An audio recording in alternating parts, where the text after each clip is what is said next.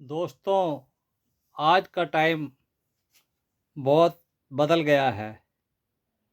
इसमें पहले से ज़्यादा दुखी लोग रहने लगे हैं इस संसार में। हमें लगता है कि वो सुखी है। अंदर से देखो तो हर इंसान के अंदर लगभग दुख भरे हुए हैं, और जो सुखी है वो भी कहता है कि मैं इतना सुखी नहीं हूँ। कुछ ही लोग होते हैं जो कहते हैं कि हाँ, मैं बहुत बढ़िया हूँ। तो ये एक अच्छी सोच है। अगर आप सुखी रहना चाहते हैं तो दुखों में भी आपको सुख ढूंढने पड़ेंगे, और जो दुखों में सुख ढूंढ लिया तो आपसे बड़ा इंसान कोई नहीं है। तो ऐसे बहुत से लोग हैं जो दुखों के अंदर भी सुख ढूंढ लेते हैं, क्योंकि टाइम खराब तो बड़े बड़े महारथियों का भी आया है। आप चाहे रामायण में देख लो, चाहे महाभारत में देख लो, किसी भी बड़े बड़े महारथियों को देख लो, उनके जीवन में भी बहुत दुख आए हैं। तो ये एक बात चली जाती है कि किस्मत में वाकई ही कर्म भोग लिखे होते हैं, और हम इस धरती पर वही भोगने आए हैं। हमने अच्छे कर्म किए होते हैं तो हमारा टाइम अच्छा आता है। बीच बीच में सारी लाइफ में कोई भी आदमी सुखी नहीं रहता कि हर रोज़ सुखी रहता है या 24 घंटे सुखी रहता है। 24 घंटे कोई सुखी नहीं रहता, चाहे वो जितना बड़ा महारथी हो।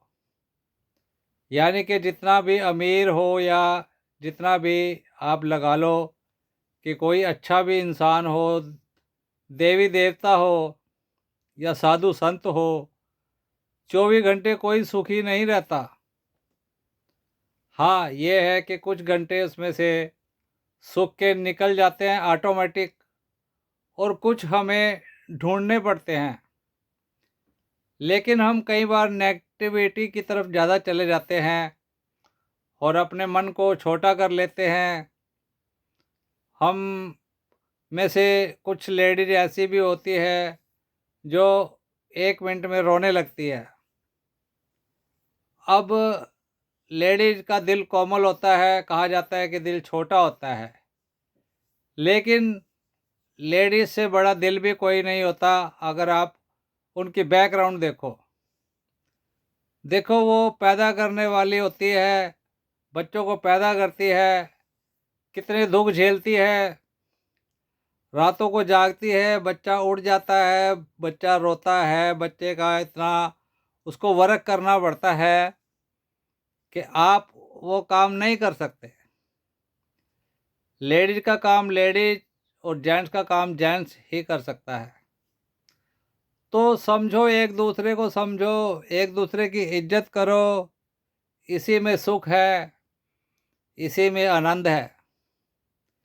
तो मेरा कहने का मतलब ये है कि आज टेंशनों का दौर ज़्यादा है। आप उनको मत देखिए जो फिल्मों में लड़कियां लेडीज गुलछर्रे उड़ाते हैं, लड़के गुलछर्रे उड़ाते हैं। उनको देखकर कुछ बच्चे बिगड़ते भी जा रहे हैं। नई जनरेशन में नया जोश होता है, लेकिन जो थोड़े इस पोजीशन से निकल चुके हैं, उन्हें एक्सपीरियंस है कि ऊंच नीच और इज्जत बेइज्जत सब चीज़ की फ़िक्र रहती है, बच्चों की फ़िक्र रहती है, टेंशनें होती हैं। तो इसलिए बच्चों को भी माँ बाप को समझना चाहिए, जैसी पोजीशन होती है वैसा काम करना चाहिए, क्योंकि पैसा ही सब कुछ नहीं है, इज्जत भी बहुत बड़ी चीज़ है। आपका कर्म में पैसा होगा तो आ ही जाएगा। किसी को नौकरी मिल जाती है तो किसी को कुछ बिजनेस मिल जाता है। ये ऊपर वाले का नियम है। जब उसने बसाया है, जब उसने एक ज़मीन पर एक आदमी को बुलाया है, तो कहते हैं ना, वो भूखा उठाता है लेकिन भूखा सोने नहीं देता। ये बात सही है। इंसान हो तो इतनी टेंशन लेने की ज़रूरत नहीं है कि मैं कैसे जीऊँगा। हाँ, अपनी आदतों को कंट्रोल करना पड़ता है। अब आप कहो कि मैं तो ये शाही काम कर लूँ, ये कर लूँ, वो कर लूँ, शाही खाना खाऊँ, शाही खाऊँ पीऊँ, तो ऐसा नहीं होता। अगर टाइम जैसा होता है वैसा काम करना चाहिए और उधारी से बचना चाहिए। अगर आपकी इनकम 200 रुपये है, डेली की 500 है, उसी हिसाब से आप बजट बनाकर चलो, क्योंकि कल को आपको इमरजेंसी में ज़रूरत भी पड़ती है। कुछ सेविंग भी करो। बच्चे भी पालने हैं, कल को बच्चे बड़े भी होने हैं, खर्चे भी बढ़ने हैं। और वैसे तो अब जो अच्छे पढ़े लिखे लोग होते हैं वो एक या दो बच्चे से ऊपर नहीं करते। और जिसको लड़का या लड़की हो गया वो तो कहता है कि मेरे तो भैया अब बेड़ा पार हो जाएगा, मुझे अब और नहीं चाहिए, क्योंकि मैं इन्हीं का कुछ कर दूँ तो यही मेरा मज़ेदार ज़िंदगी का पहलू होगा। तो सब चीज़ को ध्यान में रखते हुए कंट्रोल में चलना चाहिए। क्या करें, कभी कभी कंट्रोल नहीं भी होता, तो उसमें फिर आदमी को ज़्यादा दिक्कत में आ जाते हैं और ज़्यादा दिक्कतें उठानी पड़ती हैं, और वो कवर करते करते सालों लग जाते हैं। कुछ ऐसा ही मेरे साथ भी हुआ, और मेरे आस पड़ोस में या कहीं पर भी मैंने देखा कि यार मैं ही दुखी नहीं हूँ, मैं ही कंट्रोल में नहीं हूँ, तो और लोग भी ऐसे होते हैं बेचारे जो इधर उधर फंस जाते हैं और सारी ज़िंदगी दुख उठाने पड़ते हैं। तो कहते हैं ये कर्मों में लिखा होता है, किस्मत में। और वाकई सही बात है। पहले मैं भी नहीं मानता था कि यार ऐसा थोड़ा भी लिखा होता है, ऐसे थोड़ा भी होता है, मैं तो अच्छा कर रहा हूँ शुरू से और अब मेरा वक्त ख़राब क्यों आ गया। लेकिन एस्ट्रोलॉजी के हिसाब से राजा महाराजों की भी पहले जन्म पत्रियाँ देखी जाती थी, और उनमें काफ़ी 80% 70% लगभग बातें सही होती थी। और वही होता था जो लिखा होता था जन्म कुंडली में, जहाँ ग्रह बैठे हैं। किसी का टाइम 5 साल अच्छा आता है तो 5 साल खराब भी आता है, किसी का 10 साल टाइम अच्छा आता है तो 10 साल खराब भी आता है। आपने देखा ही होगा कि ग्रहों के अनुसार किसी को कोई बीमारी है, किसी को कोई दुख है, किसी को बीवी का दुख है, किसी को बच्चे का दुख है, किसी को पैसे का दुख है, किसी को कोई ना कोई कमी बनी रहती है। तो आप मानो या ना मानो, एस्ट्रोलॉजी बिल्कुल सही है।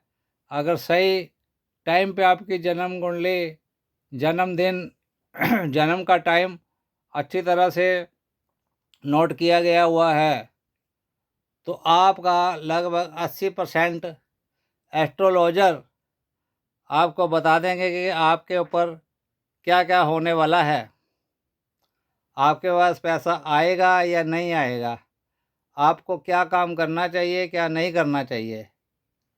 तो ऐसे ही नहीं कि बड़े बड़े हीरो हीरोइन और बड़े बड़े इंडस्ट्री वाले, ऐसे ही नहीं, ऐसे ही वो एस्ट्रोलॉजर की सेवा नहीं करते। वो 10-10 हज़ार 20-20 हज़ार रुपया खर्चा करते हैं, तो अपने कुछ ग्रहों को बदल सकते हैं आप उपाय कर कर। तो वैसे ही नहीं, राशि के नग डालते हैं लोग। अमिताभ बच्चन जैसों के ऊपर भी मुसीबत आई तो लेकिन कुछ दुख दूर हो जाते हैं, और कुछ ग्रह अटल होते हैं। जो अटल होते हैं आप उनका जितना मर्जी उपाय कर लो, उससे कोई फायदा नहीं होता। लेकिन वो कहीं ना कहीं आपको फिर अच्छा फल देंगे। चाहे वो आपको लास्ट में दें जैसे आपको लिखा हुआ है किस्मत में, या बीच में भी दे सकते हैं, या आगे आपके परिवार को भी देंगे। आप कहाँ जाओगे, किस स्थिति में पैदा होएँगे, ये क्या जन्म लेंगे, वहाँ कहीं न कहीं आपको उस कर्मों का अच्छा फल मिल जाता है। आप ये मत सोचिए कि मैं अच्छा काम करूँगा तो उसका फल मेरे को क्या, मैं देखने आऊँगा। लेकिन देखने नहीं आएगा तो अब तो देख रहे हो आप। आप देख रहे हो कि अच्छा किसको मिल रहा है, बुरा किसको मिल रहा है।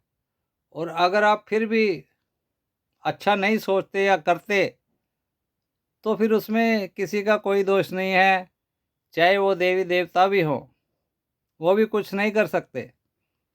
क्योंकि जो लिखा है वो देवी-देवता को भी भुगतना पड़ता है, साधु-संतों को भी भुगतना पड़ता है।